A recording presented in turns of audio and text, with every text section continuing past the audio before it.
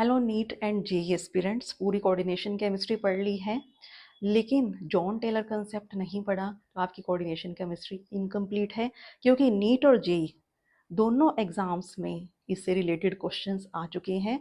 तो आज के वीडियो में हम ये समझेंगे कि कौन से octahedral complex compound Jahn Teller distortion show करेंगे और कौन से कंपाउंड्स नहीं। ठीक है, हमारे पास ऑक्टाहेड्रल कॉम्प्लेक्स कंपाउंड है जिसमें मेटल के पास 5d ऑर्बिटल्स हैं जो कि स्प्लिट होंगे T2g और Eg ऑर्बिटल्स में। देखिए ये T2g और Eg ऑर्बिटल्स, तो वो कंपाउंड्स, वो ऑक्टाहेड्रल कंपाउंड्स जिनमें T2g और Eg ऑर्बिटल्स दोनों सिमेट्रिकल हैं, वो जॉन टेलर डिस्टॉर्शन शो नहीं करेंगे। वो ऑक्टाहेड्रल कंपाउंड्स जिनमें T2g ऑर्बिटल अनसिमेट्रिकल हैं, वो जॉन टेलर डिस्टॉर्शन शो करेंगे, लेकिन स्लाइटली डिस्टॉर्शन। वो कंपाउंड्स जिनमें Eg ऑर्बिटल्स अनसिमेट्रिकल हैं, वो स्ट्रॉन्गली डिस्टॉर्शन शो करेंगे। तो फॉर एग्जांपल हम हर कॉन्फ़िगरेशन पढ़ेंगे।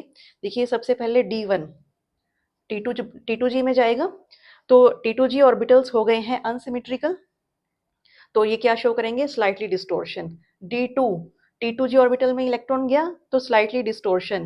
D3 देखिए T2g ऑर्बिटल्स सिमेट्रिकल हो गए हैं, सिमेट्रिकल हैं तो नो डिस्टॉर्शन।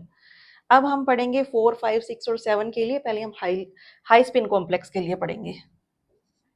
देखिए हाई स्पिन कॉम्प्लेक्स में D4 के लिए पढ़ें तो अब symmetrical unsymmetrical, Eg orbitals unsymmetrical हो गए हैं, इसलिए स्ट्रॉन्गली डिस्टॉर्शन। D5 अब T2g और Eg दोनों ऑर्बिटल सिमेट्रिकल हो गए हैं, इसलिए no distortion. D6 T2g orbital unsymmetrical, इसलिए slightly distortion. D7 T2g orbitals unsymmetrical, इसलिए स्लाइटली डिस्टॉर्शन। अब लो स्पिन कॉम्प्लेक्स के लिए देखिए,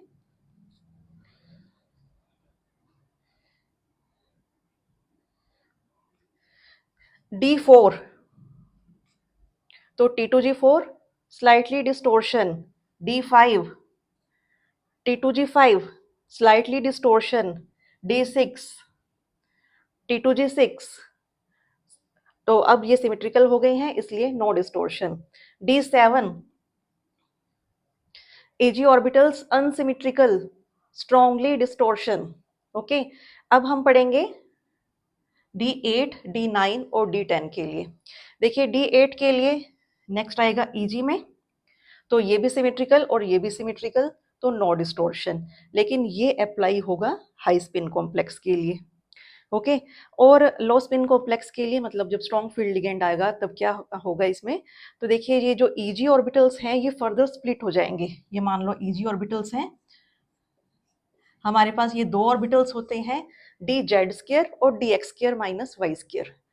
ठीक है, तो दो पहले नीचे वाले ऑर्बिटल्स फिल होंगे, फिर ऊपर वाले, यही पढ़ते हैं हम। तो दो इलेक्ट्रॉन जो आएंगे वो यहाँ पर आएंगे और ये एम्प्टी रह जाएगा। इसका मतलब ये Eg ऑर्बिटल भी अनसिमेट्रिकल हो चुका है। ठीक है, इसलिए स्ट्रॉन्ग डिस्टॉर्शन, और जो इसकी ज्योमेट्री क्या बनेगी? Square planar complex. Okay, D9 के लिए देखिए, Eg3 मतलब Eg ऑर्बिटल अनसिमेट्रिकल, इसलिए स्ट्रॉन्ग डिस्टॉर्शन। D10 के लिए सिमेट्रिकल, सिमेट्रिकल, नो डिस्टॉर्शन। ठीक है, अब पूरी चार्ट की समरी देख लीजिए। जो जो कन्फिग्रेशन के लिए T2g और Eg ऑर्बिटल्स सिमेट्रिकल हैं वो कोई डिस्टॉर्शन शो नहीं करेंगे। D3 के लिए, D6 लो स्पिन कॉम्प्लेक्स के लिए, D8 हाई स्पिन कॉम्प्लेक्स के लिए, D10 के लिए। और जिन कंपाउंड्स में Eg ऑर्बिटल्स अनसिमेट्रिकल हैं वो स्ट्रॉन्ग डिस्टॉर्शन शो करेंगे, और D8 का स्पेशल केस आपको ध्यान में रखना है।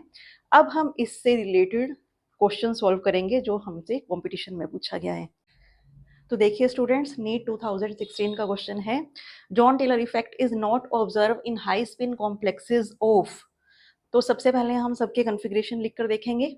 D7 T2g6 Eg1 Eg unsymmetrical, D9 T2g6 Eg3 Eg unsymmetrical, T2g3 3 EG1 EG unsymmetrical, इसलिए नो डिस्टोर्शन।